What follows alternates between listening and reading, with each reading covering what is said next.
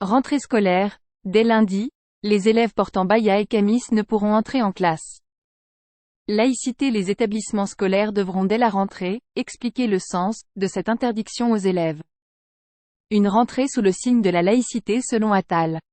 Dès lundi, la disposition, annoncée dimanche par le ministre de l'Éducation nationale concernant l'interdiction du port de l'abaya à l'école, sera appliquée.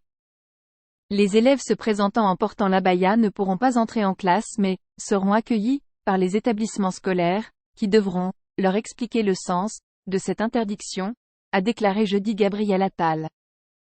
En plus de cette longue robe traditionnelle couvrant le corps portée par certaines élèves musulmanes, la nouvelle règle concernera également le port du camis, version masculine de ce vêtement, a ajouté le ministre sur France Inter. Derrière l'abaya, derrière le camis, il y a des jeunes filles, des jeunes garçons et il y a des familles.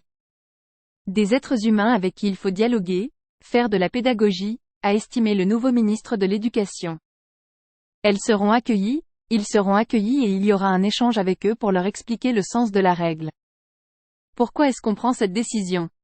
Pourquoi est-ce qu'on ne peut pas porter l'abaya, le camis, dans l'école, a poursuivi Gabriel Attal, précisant que, dès lundi, aucun de ses élèves ne pourra entrer en classe.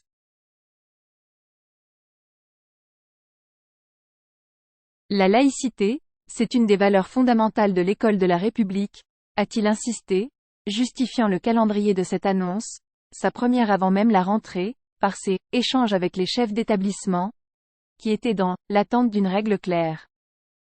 Dans certains établissements, vous pouvez avoir plusieurs dizaines de personnes qui sont concernées, et les chefs d'établissement doivent être accompagnés pour faire ce travail de médiation, a encore expliqué le ministre. À cette fin, une note leur sera adressée, aujourd'hui, dans laquelle le gouvernement clarifie la règle.